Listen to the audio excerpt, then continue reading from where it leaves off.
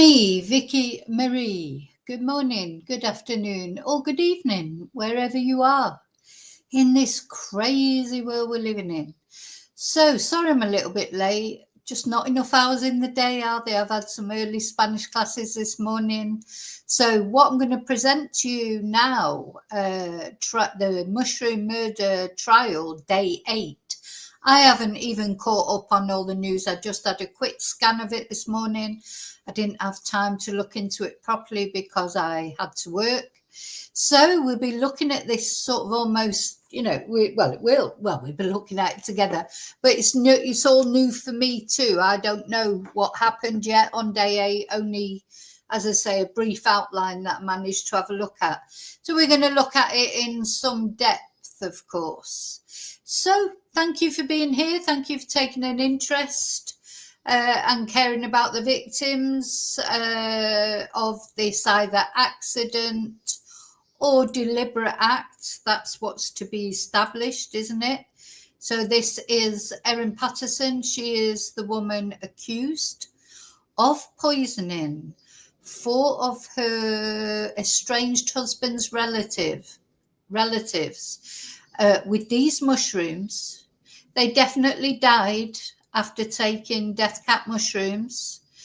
The question is, did this lady, Erin Patterson, put those mushrooms in the beef Wellingtons that she served up to these poor unfortunates? And these are her estranged husband Simon's parents, Don over on the left-hand side, and Gail, that's her estranged husband's parents, and then Gail's sister Heather and her husband Ian, and he is the only person who survived this poisoning.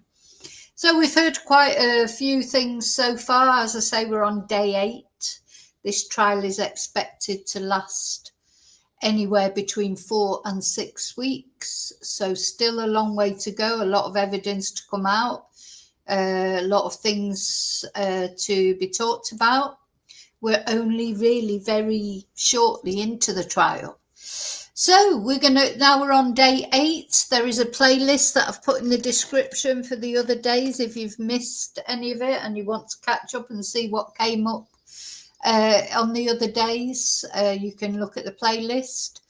What I'm going to do now, of course, I forgot to put my banner on. Oh gosh, there are just not enough hours in the day.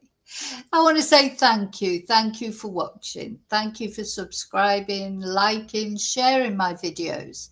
All those are free ways that you can support my channel. If you enjoy watching my channel, please support it by liking the videos, subscribing, etc. And special thank you, of course, as always, to my members. Tonight is Thursday today. If you're watching this as it goes out, tonight is Members Live.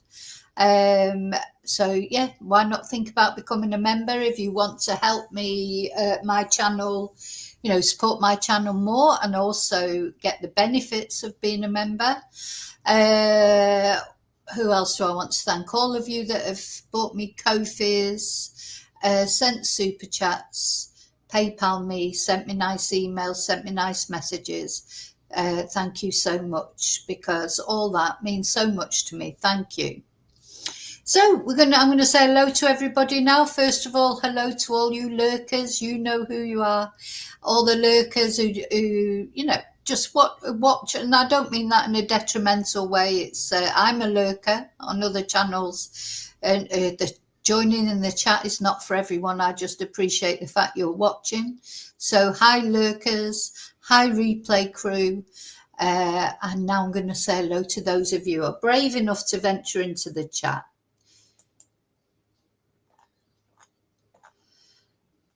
Hi, David. Hi, Alexi. Hi, Yvonne. Hi, Bluebell.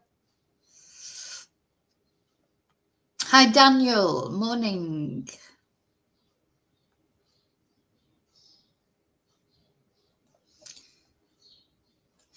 Okay, so thank you all for watching and for joining in the chat. And we have a nice chat, so don't be scared to join in the chat if you've got something to say.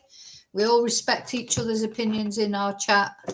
and if we don't, we don't last long, do we? So, okay, so I'm going to start off by just showing a video that I thought was very useful. It was on one of the news channels. Let's have a look at it, and it'll give us a little summary.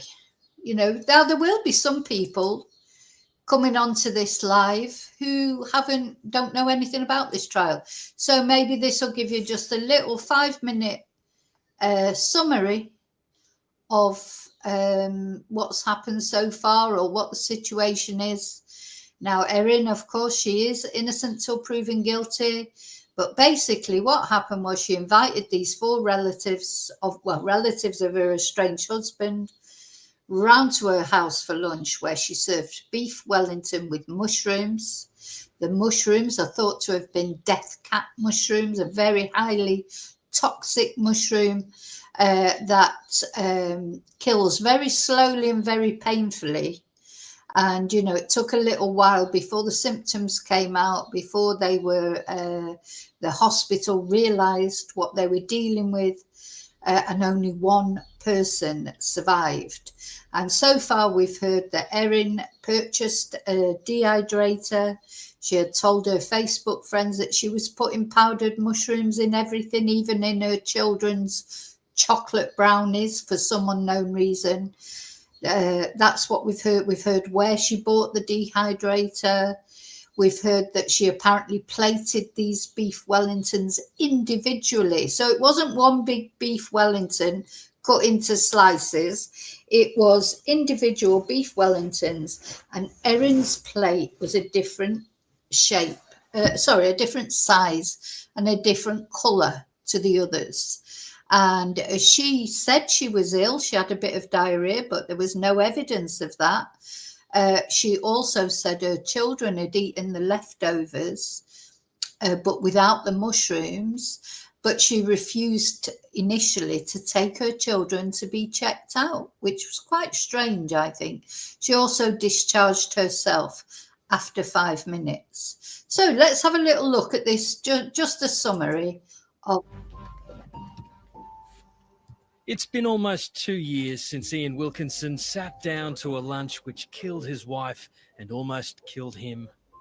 Erin Patterson is facing 3 counts of murder and 1 count of attempted murder relating to a lunch she hosted at her property in Leongatha in July 2023. She has pleaded not guilty to the charges. At the lunch were Erin Patterson's former in-laws, Don and Gail Patterson, the parents of her estranged husband, Simon, as well as Gail's sister, Heather, and her husband, Reverend Ian Wilkinson. Each were served mash, green beans, and a single beef Wellington, which the court has heard was laced with poisonous death cap mushrooms. Don, Gail, and Heather all died. Ian is the only guest to have survived. Today, Don and Gail Patterson's daughter, Anna Terrington, gave evidence. She told the court after the lunch she spoke to her mother, who told her they had beef Wellington, but it was too much for Mum, so Dad finished it. Also giving evidence, Ruth Dubois, Ian. So yeah, these are we haven't actually seen the people, but we'd heard their evidence. So yeah. The adult children of the people who died. They've lost their parents. It was too much for Mum, so Dad finished it. Also giving evidence, Ruth Dubois, Ian and Heather Wilkinson's daughter, who told the court about a conversation she had with her mother about Erin's invitation to lunch. Ruth Dubois was surprised by the invitation and told the court her mother told her that had never happened before. Each day there are only 6 seats made available to media inside the courtroom. They are allocated by ballot. So yeah, every day only 6 seats allocated by ballot to media. So there's no cameras allowed in the courtroom, but the media are allowed to report on what's happening in the courtroom. 7:30 was present while Ian Wilkinson gave evidence. Ian Wilkinson, the pastor at the Corumburra Baptist Church in Evidence, said the first he became aware he was invited to the lunch was after a sermon he gave at church 2 weeks prior by his wife Heather. Crown Prosecutor Jane Warren asked Ian, "Did Heather say whether or not there was any particular reason for the lunch?" No reason given for the lunch. I remember talking to Heather, wondering why suddenly the invitation. Now, so he says there was no reason given for the lunch initially, but during the lunch, of course, apparently, allegedly, what he says is that Erin said she had cancer, that she'd been diagnosed with cancer, and she asked their advice on what she should do, etc. Now Erin's defense are saying, no, she did not say that. She said she was possibly had cancer, but Ian was the surviving witness, he was very adamant that she had definitely said she had cancer. So there was definitely, and she didn't have cancer, so her records show she didn't. So there's a lie there, which won't look good as far as the jury is concerned. But ultimately, it's Ian's word against Erin's. Ian's saying, yes, she said she had cancer. Erin's defence is saying, no, she didn't say she had cancer. She said she had suspected cancer. Ian told the court the lunch would be at Erin Patterson's home in Leongatha. When they arrived, they discussed her newly built house before getting ready to sit down for the meal. He said that Heather and Gail offered to help serve the food, but the offer was rejected by Erin, who plated. Ian observed there were 4 large grey plates and 1 smaller orangey tan coloured one, which Erin took to her spot at the table. Yeah, so there's some contention over this. 4 plates exactly the same for the 4 guests, and Erin with one different, not only a different size plate, but a different colour, an orangey colour plate. And as you know, I'm obsessed with those plates. I want to know where they are, what happened to them. I think Ian said the beef Wellington was very much like a pasty, if you imagine a pasty being put on a plate. It was a pastry case, and when we cut into it, there was steak and mushrooms. Ian Wilkinson was cross-examined by the defence about his memory of the lunch. Now, he does seem to have made a good recovery, doesn't he? He looks healthy now. That's good.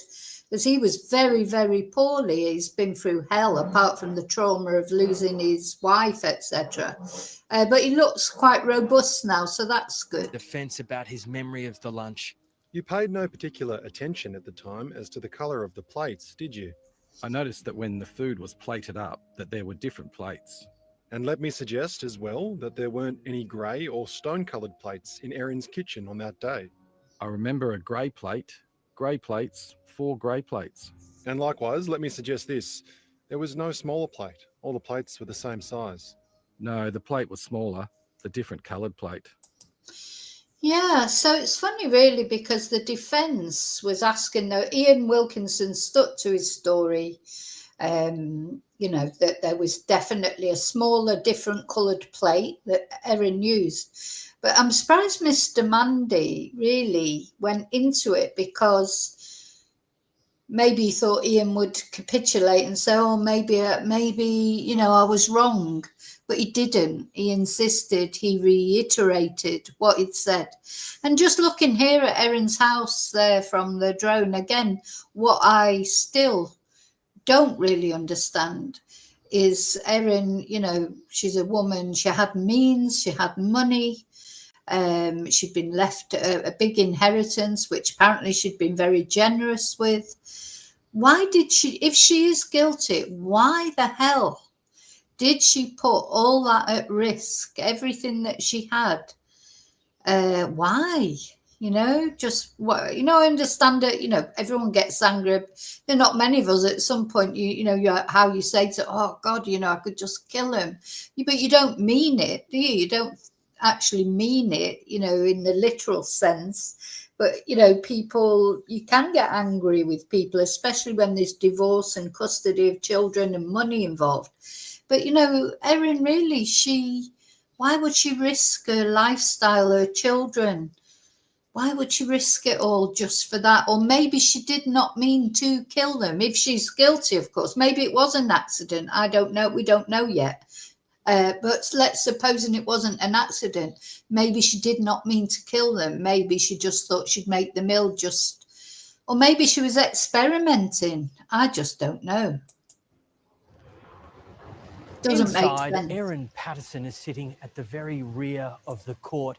As Ian Wilkinson entered the room, he glanced at her briefly before taking to the stand. His focus has largely been on the lawyers who are asking him questions, while she, sitting just meters away from the witness box, is sitting silently without an expression and listening intently to his testimony.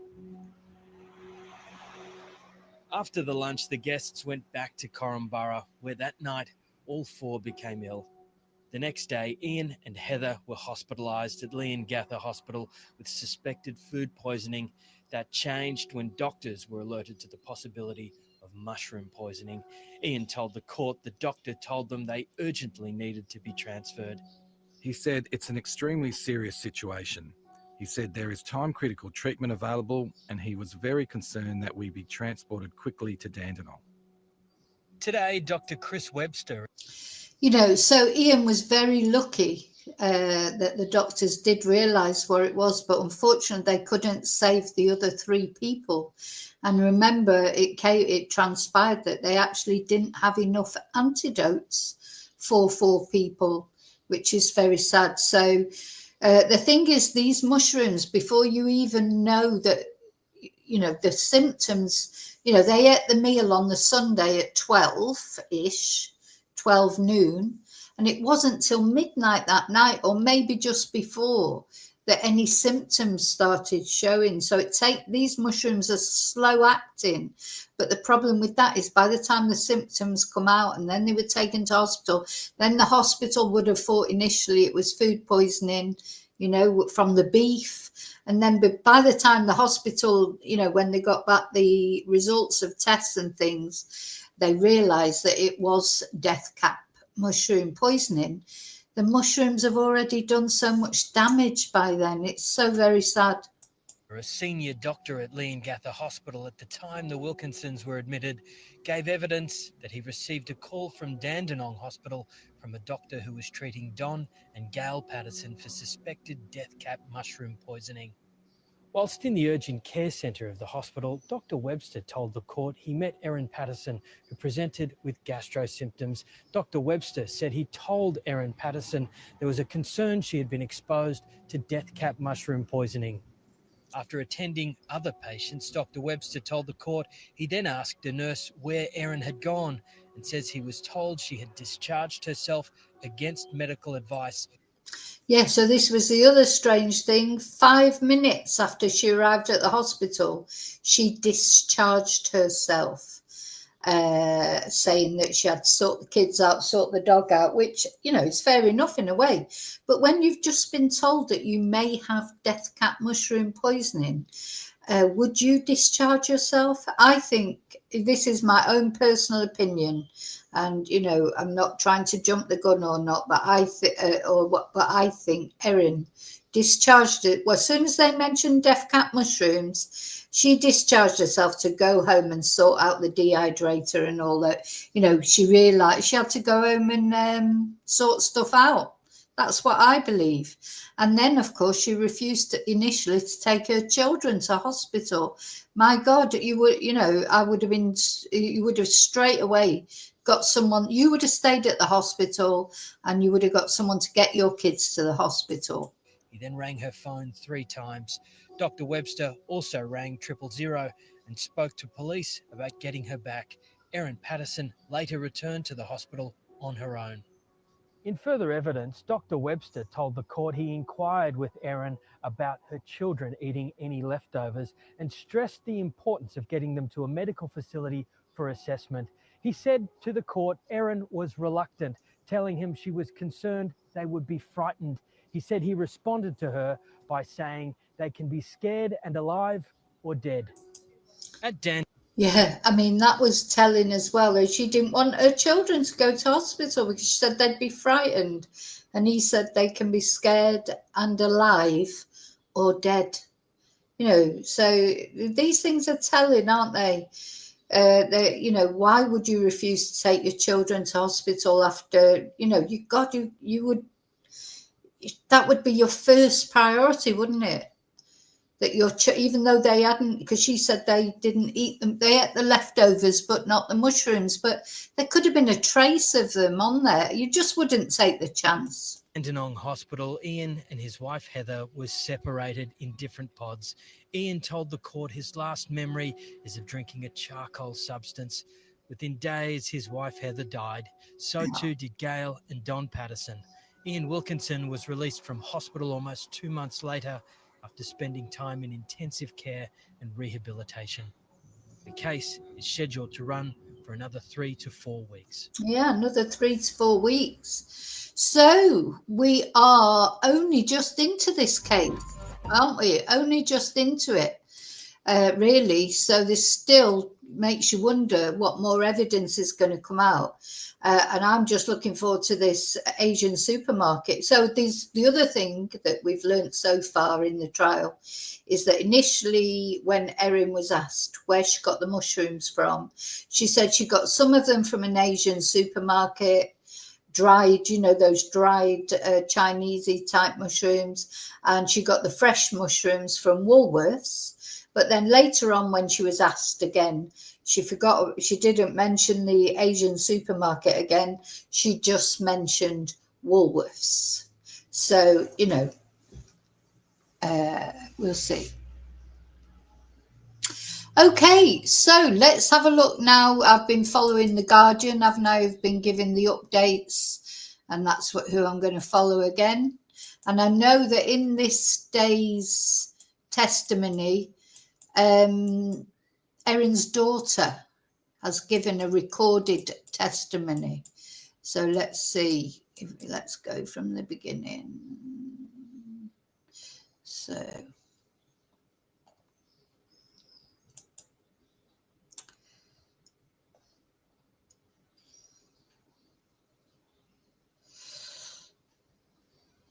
So when it started, let's see.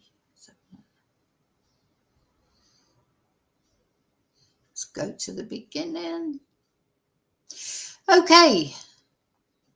So just to remind you, this is Mr. Colin Mandy. He is Erin Patterson's lawyer. I don't think he's done a very good job so far, to be honest. But anyway, hey, who am I? You know, I don't know. I'm not a defence lawyer, but I wouldn't say he's done a brilliant job so far. So it started off this last day of this day of the trial that we're covering. I think it's day 8. Started off with Veronica Foote, a doctor who was working as a GP at the hospital in July, continuing her evidence. And Mr. Mandy was cross-examining her. I think this is the first time he's actually cross-examined any of the doctors. Anyway, he asked Veronica about Erin discharging herself from the hospital at 8:10 a.m. on the 31st of July, 2 days after the lunch. And she agrees that at 8:10, Erin did say she would return to the hospital.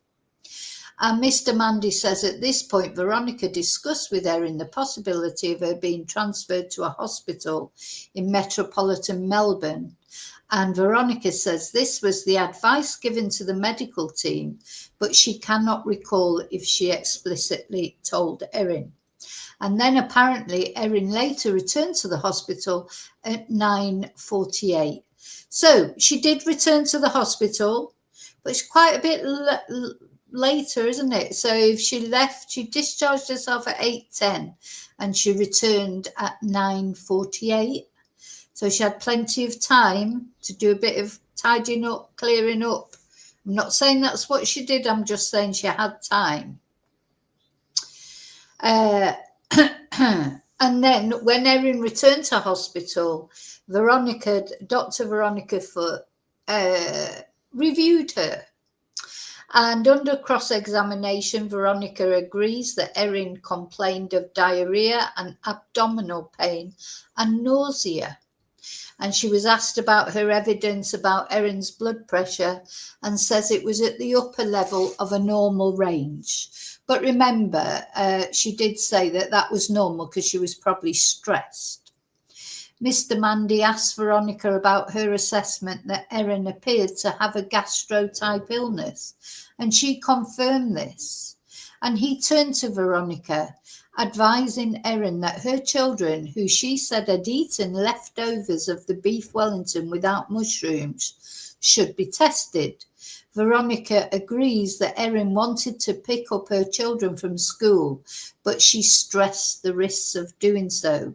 She said she discussed Erin commencing IV fluids, antibiotics, and N-acetylcysteine, a liver treatment, before she was transferred to Monash Medical Centre.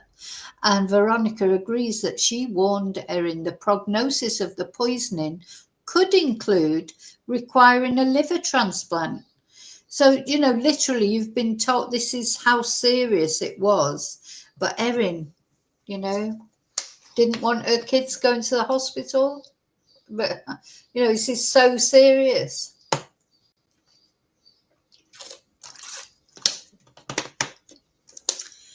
Yeah. So then the prosecution called their next witness, Kylie Ashton, and she was working as Director of Nursing at Gippsland Southern Health Service in July 2023, and she was working at the Leongatha Hospital on the 31st of July. So she tells the court about her interaction with Erin on the 31st of July, 2 days after the lunch. Erin sat on the chairs near the nurses' station, the court hears, and Kylie said she asked Erin what brought her to hospital. She told me she had been the 5th member of the lunch and she had consumed the meal that had been prepared, and she had diarrhea and nausea since that occasion, but not vomiting. And Kylie said, Erin said she was advised to attend the hospital, but she says she does not know who advised Erin. Kylie told Erin she may need to administer N-acetylcysteine to her to protect her liver, the court hears.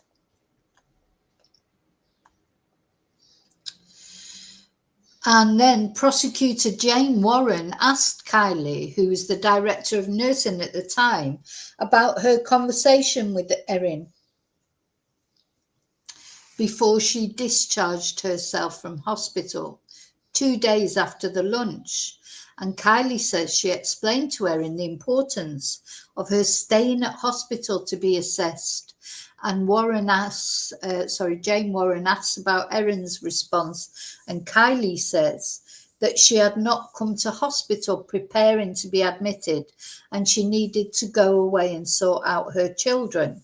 And Kylie says she implored Erin to stay. She says she told Erin her life was at risk, and 2 guests from the lunch were in the intensive care unit. But Erin refused to move into a hospital bay for examination, Kylie tells the court. I mean, why didn't she ring her husband, Simon, and get him to sort the kids out and the dogs, etc.? I mean, there are different, I'm sure there were other things she could do. I think she definitely wanted to go home to get the kitchen sorted. But anyway, there you go. Dispose of those plates. And apparently Erin signed a discharge at own risk form, and the jurors are shown this form that she signed when leaving Leongatha Hospital at 8:10 against medical advice. And Kylie recalls reaching Erin before she left the hospital and requesting that she sign the form. She says she told Erin she needed to return to hospital and have treatment to ensure she did not become unwell like the other lunch guests. And Kylie told Erin her blood pressure and pulse were elevated at this point, and I said to her, these could be symptoms of illness and we need to do further investigation to ensure she was safe. Yeah. You know, it's, yeah. The more you sort of see, the more you think, why take that chance?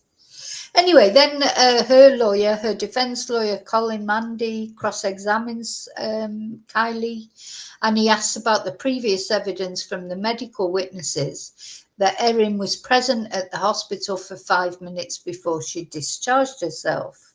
And Kylie confirms that everything she's described occurred within this 5-minute time period. She says Erin repeatedly said she could not stay at hospital. Mr. Mandy suggests that Erin said she was prepared to have treatment, just not at that point. And Kylie says Erin did not initially say this, but she did agree to return to hospital at a later time. Well, tell you what, Erin knows Erin knows the truth of it, doesn't she? So, okay, let's see. So I think we're here. So apparently the medical stuff, let me just make sure I've missed anything. Yeah. Apparently, where's it gone? Oh no, so this is the next witness. Let me see up here. Yeah. This is where I'm up to. So then the prosecution called Cindy Munro as the next witness. She's the deputy director of nursing at the time. And she said that on the morning of the 31st of July, she was part of Ian and Heather Wilkinson's transfer to Dandenong Hospital due to suspected mushroom poisoning. And a reminder that Ian and Heather are the uncle and aunt of Simon Patterson, Erin's estranged husband. So Cindy said this required transferring them as inpatients at Leongatha Hospital to the urgent care clinic on site. And Cindy was caring for Ian before his transfer, she says. Dr. Chris Webster, who had previously given evidence, then arrived at the hospital, and Cindy says she heard Dr. Webster tell Ian that the medical staff suspected death cap mushroom poisoning. And she says that Chris Webster told Ian that staff at Dandenong Hospital had requested he and Heather be transferred there. And Cindy Munro later saw Erin at the urgent care clinic when she arrived at Leongatha Hospital about 8 a.m.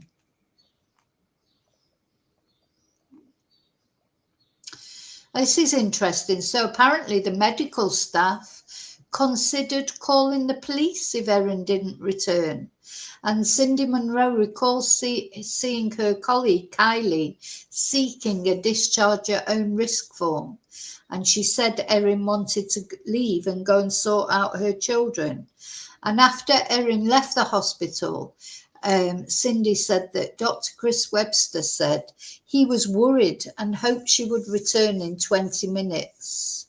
And prosecutor Jane Warren asked Cindy what Dr. Webster said he would do if Erin did not return. And he said he was going to call the police because he was worried about her welfare. Well, she didn't return in 20 minutes, did she? It took about an hour and a half, I think, before she returned. So Cindy Munro says that when she returned to the urgent care clinic from a meeting before 10 a.m., Erin was in the hospital. And a colleague asked Cindy to cannulate Erin.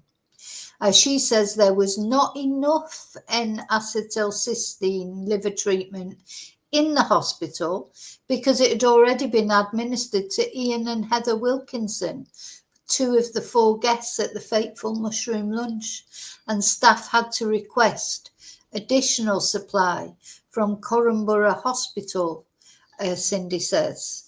Cindy said she told Erin there would be a delay and she would commence her medical observations. So the prosecutor then asked how Erin appeared at this point, and she said, "She did not look unwell like Heather and Ian.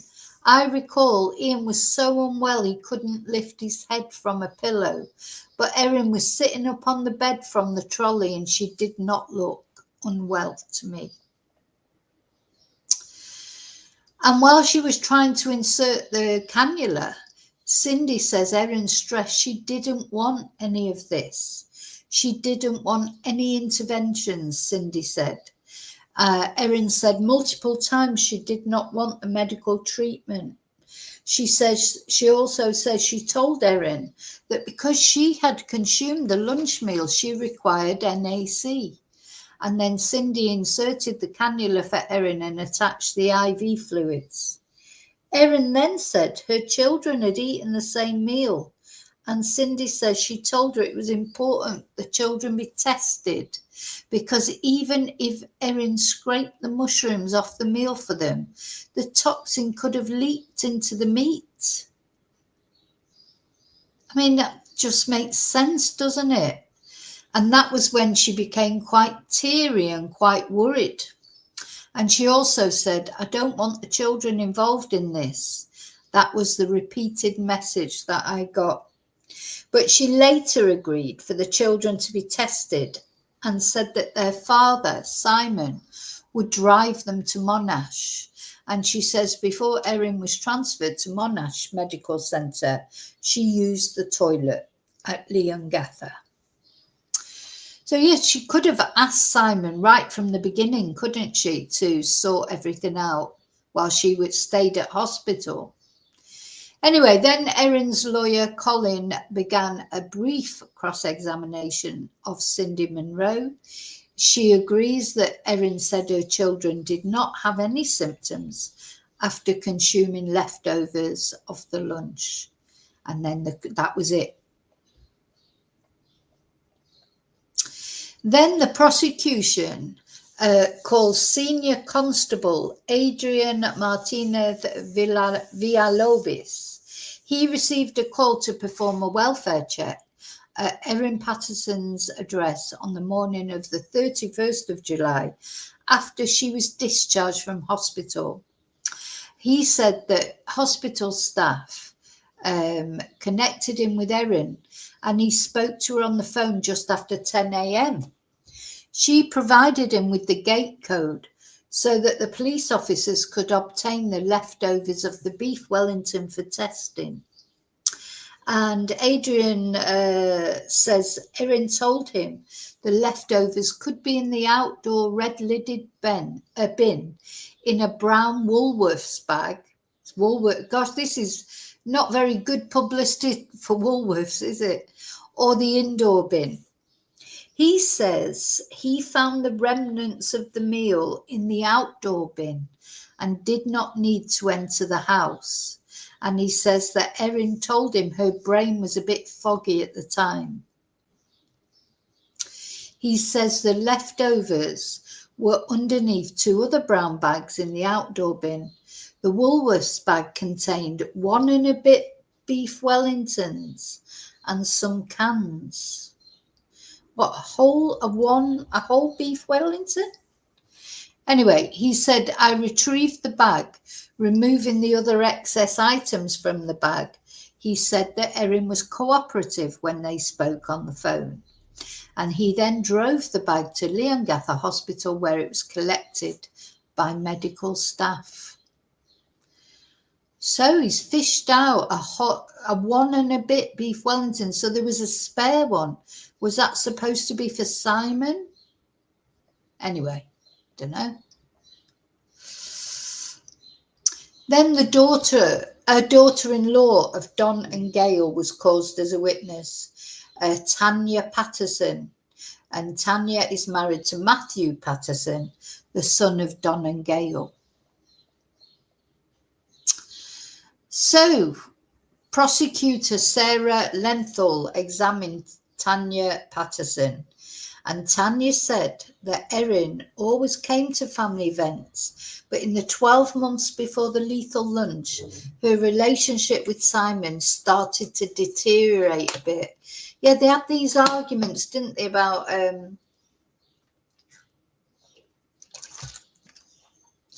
the titles on all the properties that they had, which apparently Erin had bought. Erin was the one with the money, wasn't she? I mean, Erin was the one with the money.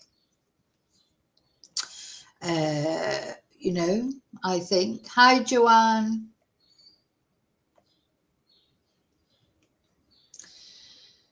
Erin was definitely the one with the money. But why, you know, it seems like they did have a good relationship, so it's strange that it deteriorated. Erin and so Tanya said Erin and Simon didn't really interact that much at family events. Erin had taken the kids out of school to a different school without telling Simon, and wanted Simon to pay child support, which had not been the plan earlier. So Tanya recalls texting Erin at about 5 p.m. on the 31st of July, 2 days after the lunch. She says that Erin reported feeling nauseous, dizzy, and tired. At around 9:30 the following day, Tanya went to visit Erin in hospital. She says Erin asked where everybody was, and she told her things were going downhill quickly. She says Erin knew that 2 of the lunch guests were in a coma. They discussed a cruise that Tanya had recently been on, as Erin was considering doing a similar trip with her children. What? I don't know if I'd be discussing a cruise while I was in hospital and 2 of my lunch guests were in a coma, and who's going to sit and chat about a cruise? Anyway, never mind. You know, I think sometimes I don't know if it's other people that are on a different planet to me, or I'm on a different planet to other people. Tanya told the court Erin had said she didn't get much sleep the previous night, and she had very low potassium levels, and she'd been given medication overnight. And she recalls Erin saying she was waiting for blood test results and to be sent home. And then a toxicologist said Erin was fine to go home. Erin questioned the toxicologist about her potassium and was told they were fine, and that for someone who had diarrhea, they weren't as low as they would expect them to be, Tanya says. I just can't believe they were sat there discussing a cruise. Well, you know, whether she did it deliberately or not, that's 2 of her dinner guests are in a coma, and she sat there talking about a cruise. Anyway, then apparently Erin asked her sister-in-law if the children could stay with her. And Tanya texted her after seeing the children and told her they were well. And Erin thanked her for visiting the children. And after Don and Gail Patterson died, Tanya agrees that she received an email from Erin on the 7th of August. She agrees Erin asked about the possibility of her children staying with Tanya because child protection had become involved. Yeah. Okay, let's see.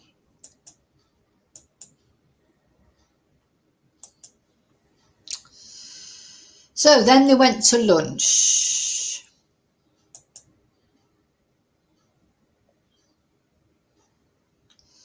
Let's see, where are we?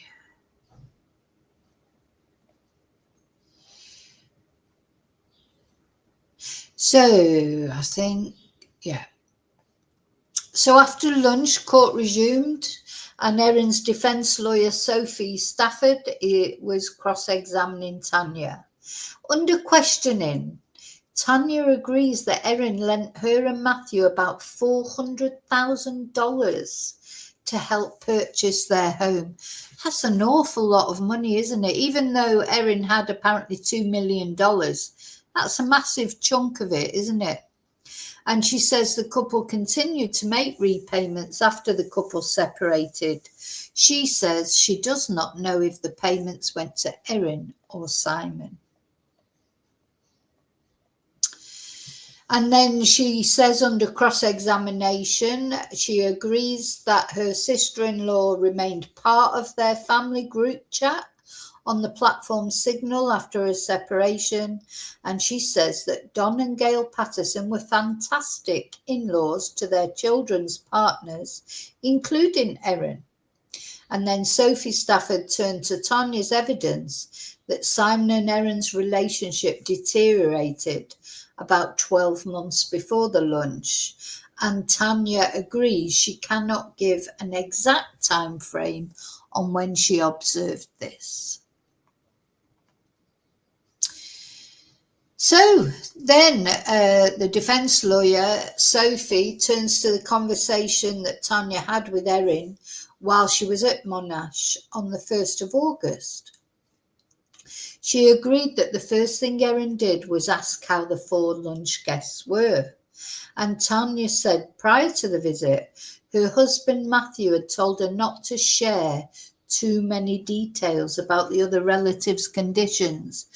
And Tanya says that Matthew said it was best not to give much detail to Erin about where people's situations were so that Simon could give the information.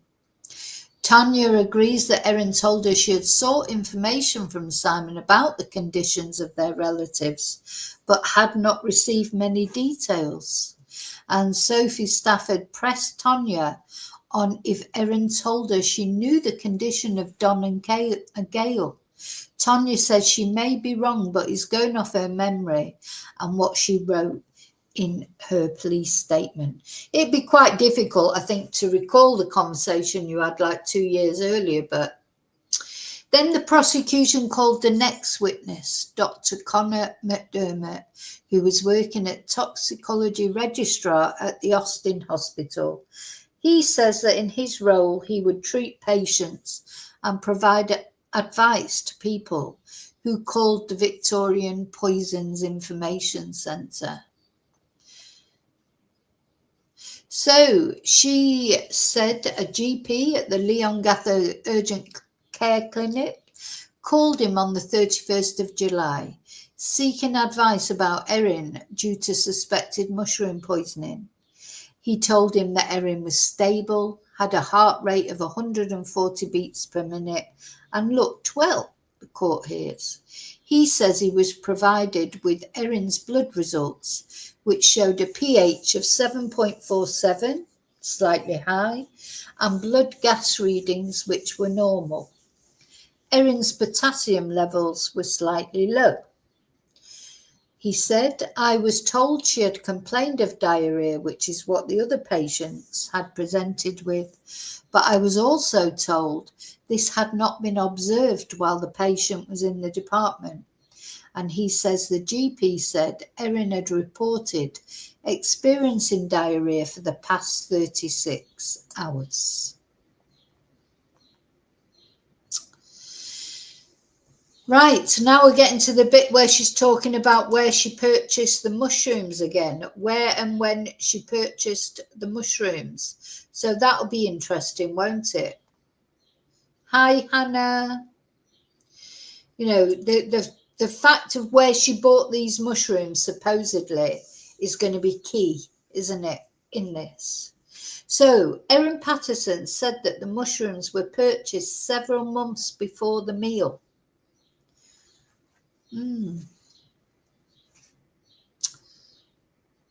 That's strange, isn't it?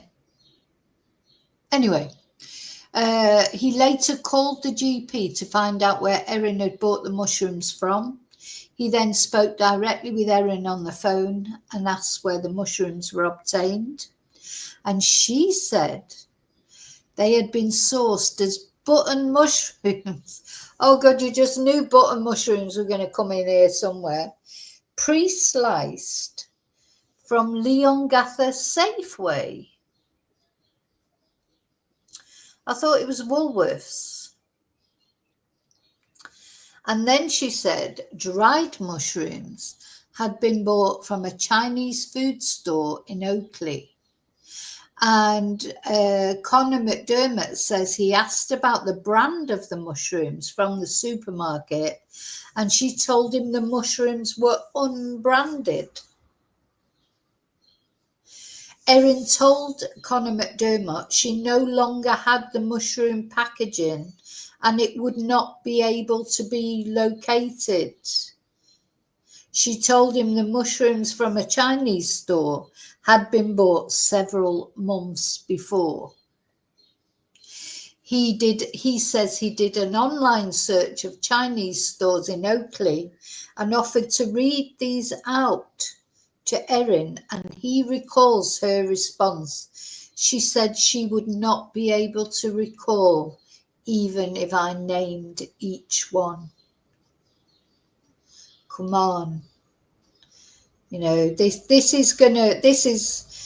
is what's created, or one of the reasons suspicion's been created for Erin. I think we're going to find further down the line that there's some digital evidence that she went to these places where these mushrooms can be found. But before we even get to that, she's saying a Chinese store, but she can't remember which Chinese store it was. She didn't have the packaging and it couldn't be located. Well, why not? You know, because she's only just used the last of it. Anyway, she said they were bought several months ago in April of that year. And he says that Erin told him the packaging from the Chinese grocer had also been disposed of. That's convenient, isn't it? Yeah, but she's only just used the last of those mushrooms, let's suppose, to make those beef Wellingtons. So surely the packaging is going to be in the bin. Anyway, the prosecution calls the next witness, Elaine Spencer.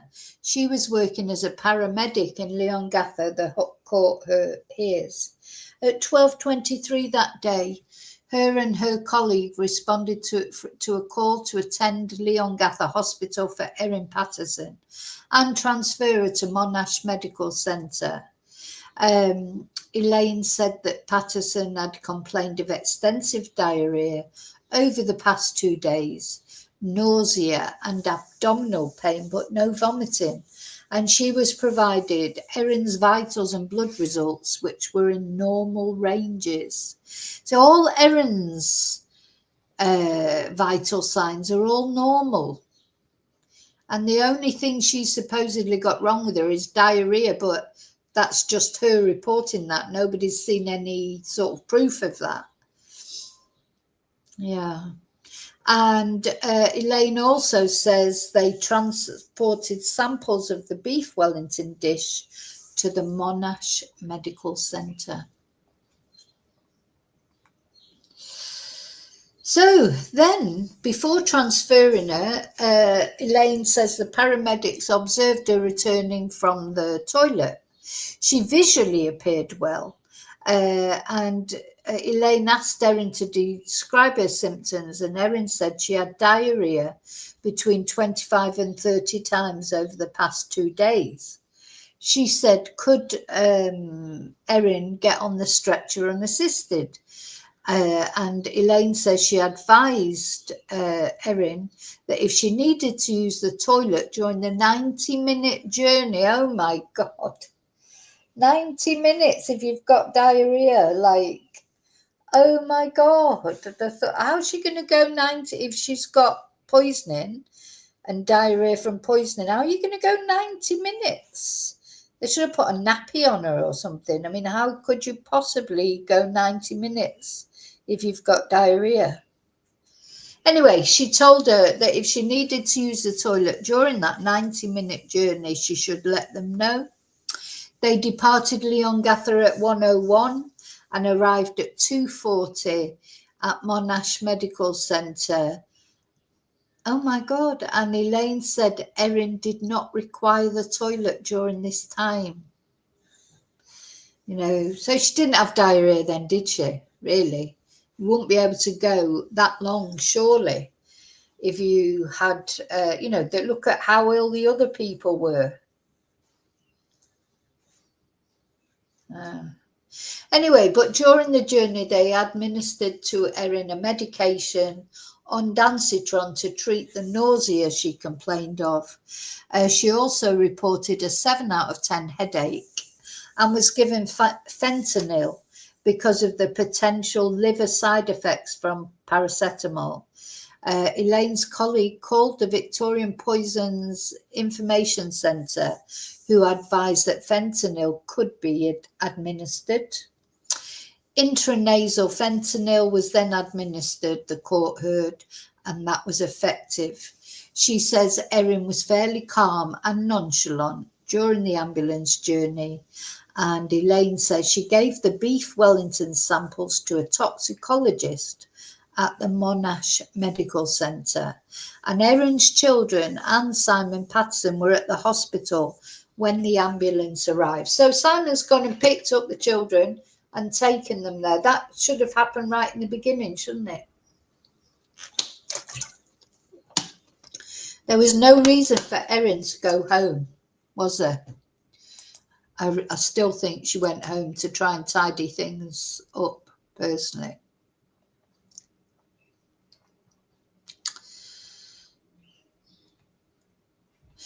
Okay,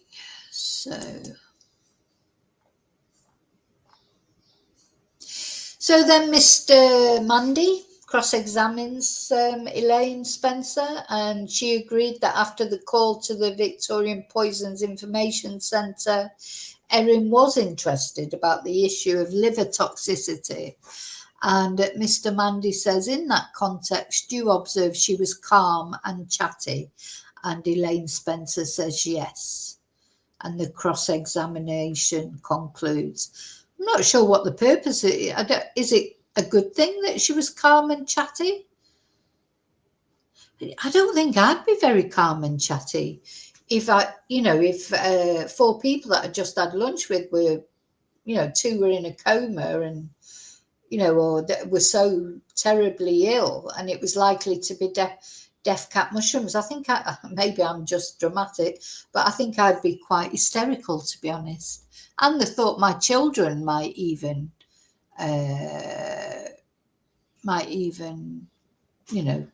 be at risk. Okay, now then this this pre-recorded evidence was shown to the jury. This is pre-recorded video evidence from Erin Patterson's daughter, who can't be named for legal reasons, and she was being interviewed by a police officer. So we can only read about the discussion, we can't watch it. But the police officer asks the daughter why she thinks the police want to talk to her. And her daughter says, I don't know why I'm here. And when she's prompted about what the conversation is about, the daughter replies, the lunch at my mum's house. The officer asks her to tell him as much as she can about the lunch at Erin's house. She says, I wasn't there. And the officer asks how she knows about the lunch. And the daughter replies, because my mum told me she wanted to have a lunch with my grandparents and Heather and Ian. I can't remember what she said, but I just remember she was having a lunch with them. She said she was going to have lunch at the dining table. Asked if Erin said why she was hosting the lunch, her daughter replies, she just wanted to talk to them and I guess have lunch with them. And the officer questions the daughter about what Erin wanted to discuss at the lunch, and she replied, adult stuff. After the movie, Simon picked up the 3 children, the daughter says.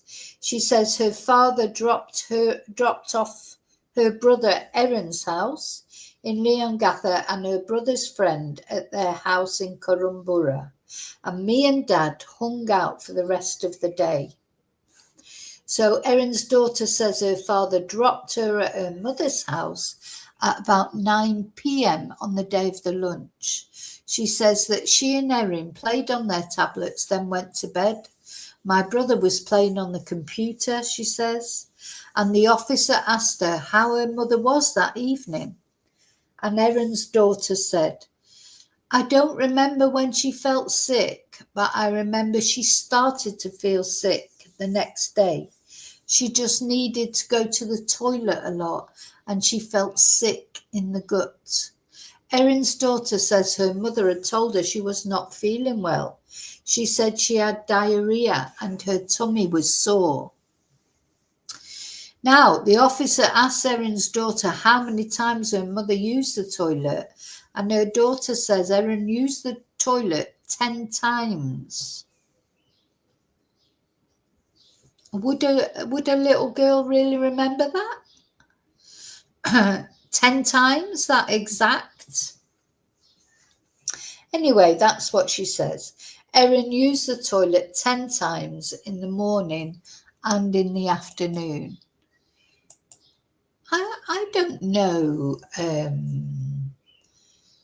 don't know if I would remember how often. You would remember. Oh yeah, they would seem to go to the toilet a lot. But would you really remember exactly how many times that somebody went to the toilet? Strange. I don't think I would remember how many times. I'd just think, oh yeah, they were up and down going to the toilet, but you wouldn't count them, would you? And I'm sure a little girl would not. Anyway.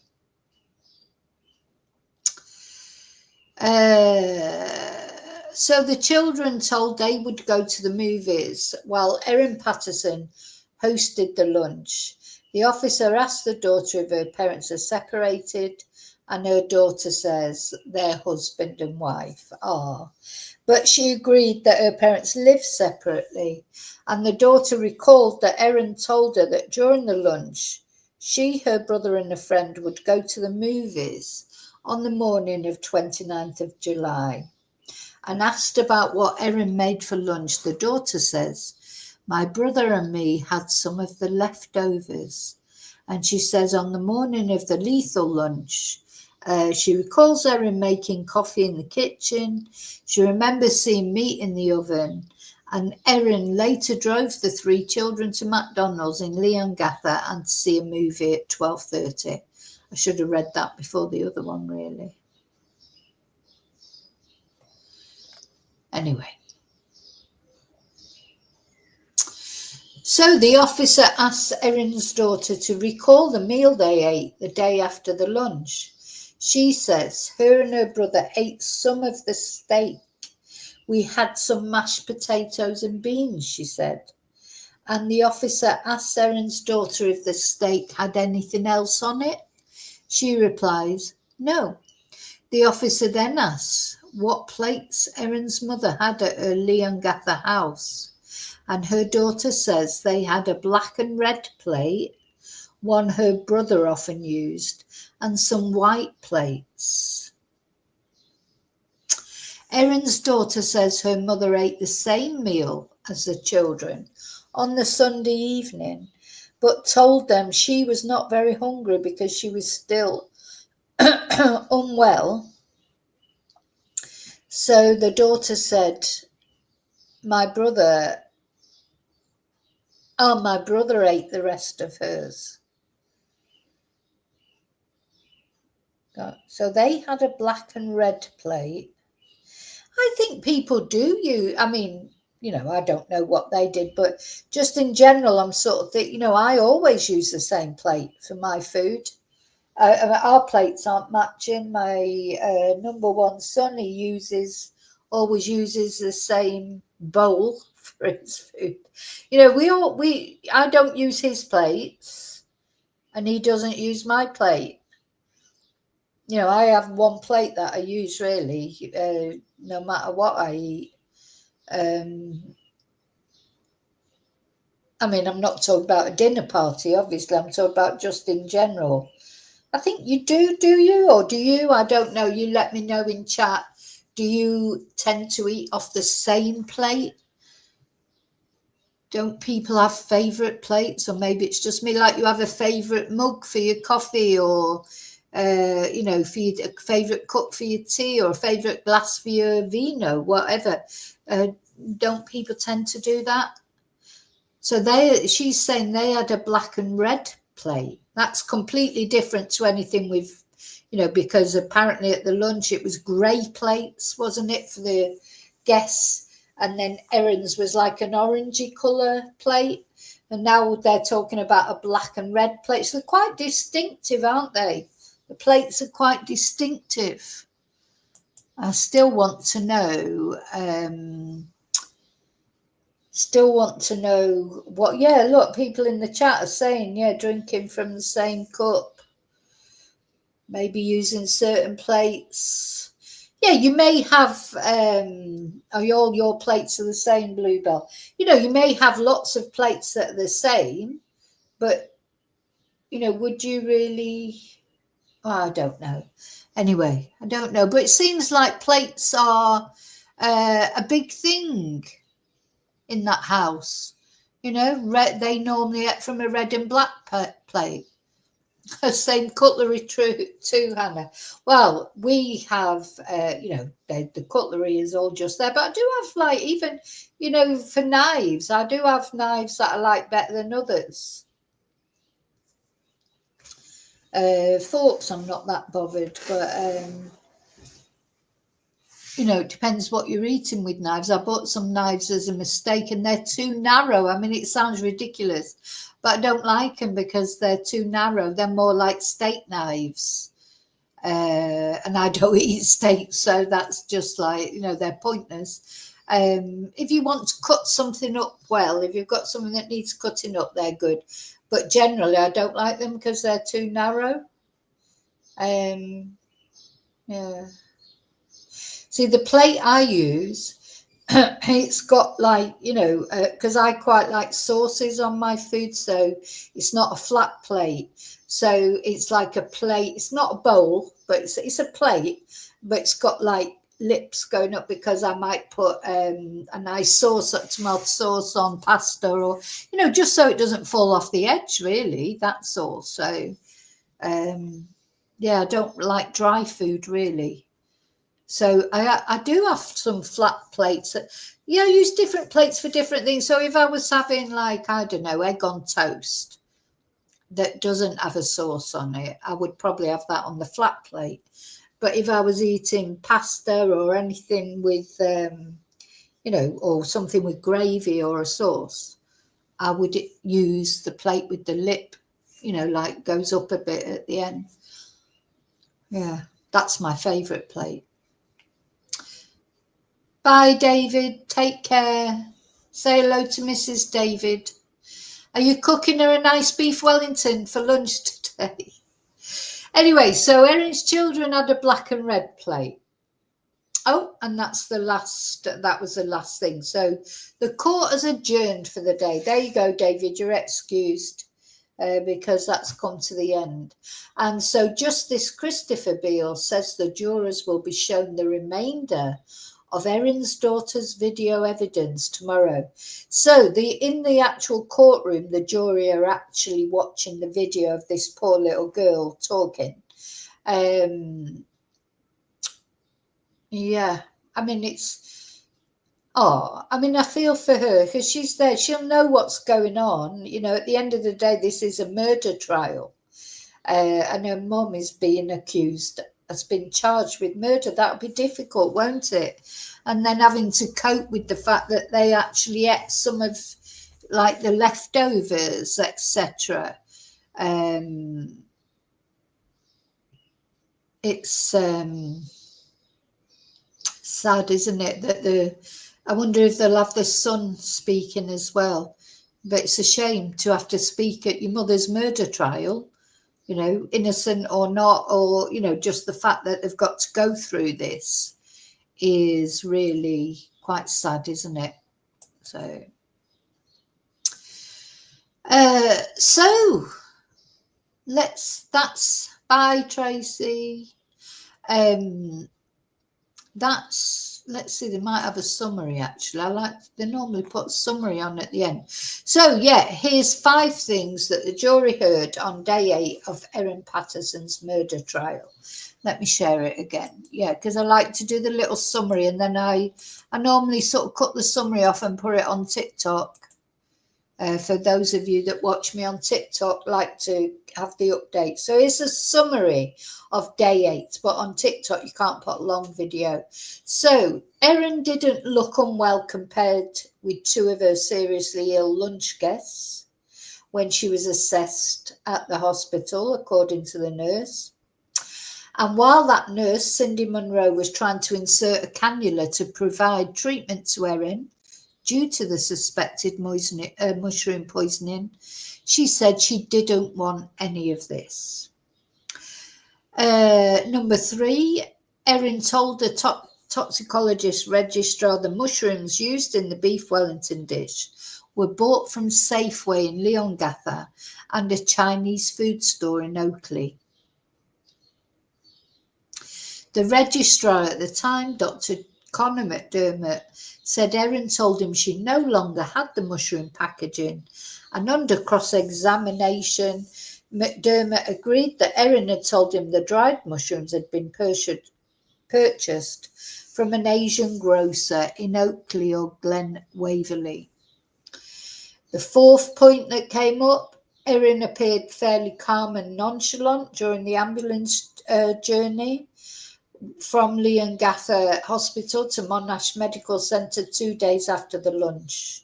And also, I think what they haven't put there, and what's important to remember, she did not need to use the toilet, even though the journey was over an hour and a half.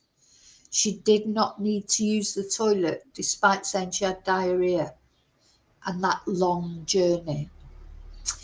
And number 5, Erin's daughter, who cannot be named for legal reasons because she is underage, said she and her brother ate leftovers from the lunch the following day. She described eating some of the steak they had alongside mashed potato and beans. And she also said that evening her mum went to the toilet 10 times. Very specific, that, I think. I don't think even I, never mind a little girl, would remember specifically how many times their mum went to the toilet. They may remember they went to the toilet a lot, but 10 times exactly? Strange, that to me. Anyway, that's just me.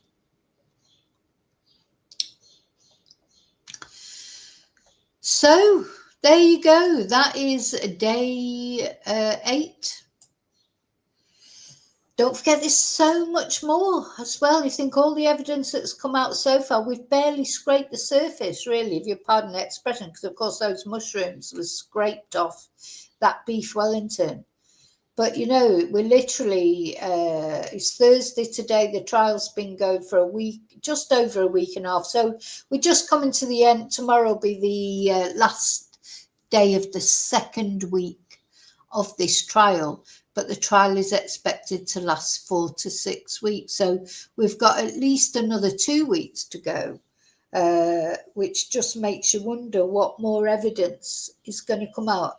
You know, I do think the digital evidence is going to be very, very important. You know, what searches did Erin do on her computer about these mushrooms? Why was she arrested? You know, she wasn't arrested just for fun. You know, she'll have been arrested and charged with murder for a reason. I don't think we've got to that reason yet, have we? I don't think, nothing so far has been like a smoking gun moment against Erin, just circumstantial, you know, just puzzling like about the plates. About why she lied about having cancer, why she invited them there in the first place. So there's nothing concrete yet that would say that she definitely was responsible for those mushrooms going in the beef Wellington, or that she, even if she was responsible for putting them in, they've got to prove that she meant to kill those people, as opposed to, for whatever reason, just maybe making the meal. So there's still a long way to go, isn't there, in this case? But it's all circumstantial so far. I think there will be more comes out. Just the fact we've got such a long time to go with the trial. Now, I've got a lot of things I want to talk to you about today. Now, as far as Samantha Murphy is concerned, no further news apart from that excavation. I'm just going to check. So remember with Samantha Murphy, there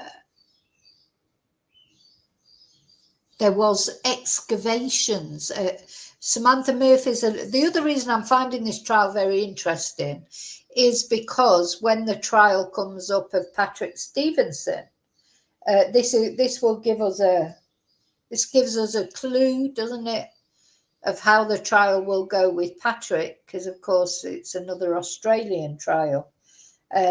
Now, there has been excavations made. Patrick was taken out again for apparently the second time to Ballarat, to nearby where Samantha disappeared, and actually led to excavations, but there's been no news since then.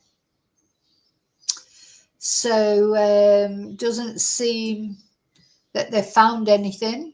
Let's have a look at this quick, which is a shame. I'm just praying that they do find her. Please, God. This is a very quick video. But of course, if there is any news, I'll be straight on about it. Detectives searching for the remains of missing Ballarat mother Samantha Murphy have taken her accused killer to a remote area in Victoria for a second time. 23-year-old Patrick Stevenson, who maintains his innocence, was escorted from jail to the Enfield State Park. So yeah, the Enfield State Park, it's not far from where she went missing. Now, excavators have been brought in. That's the first time, well, as far as we know, it's the first time, because of course the police tell us absolutely nothing. But it's the first time the police have said that they've brought in excavators to dig up the site. So that sounded positive, didn't it? But no news yet. On this visit, excavators were brought in to dig up land. So yeah, it's sort of, news and not news, if you like. So nothing else. No, there's been no update, but if there is an update, of course I will come back. I want to talk as well at some point, probably today or certainly over the next couple of days, about these, if you can call them developments in the Madeleine McCann case. Suppose I'm waiting to see what more comes out. They supposedly found this evidence, Christian Bruckner's lair, as they're calling it. I personally don't think there's anything in that, but we'll see. You know what it's like with the Madeleine McCann case. Every now and again, there's a flurry of activity. Everyone gets all excited about, maybe it's all going to get solved, and then it doesn't. I want to talk about that. The other thing that I want to talk about for the last time is a case I was covering about the two guys that were killed in Bristol. Well, they were killed in London and sort of chopped up and taken to Bristol Suspension Bridge. Now that trial is ongoing and I've been following that. And I like to follow things through to the end, but I don't know if you know anything about that trial, but it's very dark. And I don't even know, as much as I cover true crime, I don't actually know that I can do it. So I'm going to have a thing. I'll probably present a video. I won't do that in a live. I'll present a video, but that may be the last thing that I say about that until the actual verdict, because it really is just horrible. I mean, I know all crime is horrible, but you'll know what I mean when you see the video. Anyway, so as far as this case is concerned, I'm going to release this probably. I'm going to probably edit it a little bit and release it as a normal video, as opposed to a live, because sometimes people don't like lives. They don't like to watch lives. They like to watch the video. So always try and keep everybody happy. So if you see this come out trial day 8, again, you may have already watched it. But I'll see you really soon in the next video. If you're a member, I'll see you tonight in the members live. Yeah, why not join us? Let me put the banner up. Just say thank you to everyone. Usual thank yous. Don't forget, please, to like, subscribe. Don't forget to press your notification bell and press for all notifications, so that you get notifications of upcoming videos. And yeah, I'll see you really soon in the next video, and prayers for these 3 victims who died. The good news is Ian did look really robust, didn't he? He looked like he's recovered well. I mean, he won't have recovered from the psychological trauma, of course, but physically, Ian, the survivor, he did look well, and that's good, I suppose. But of course, you know, the trauma will always be with him. Okay, I'll see you really soon in the next video. And until then, may your God go with you. Bye.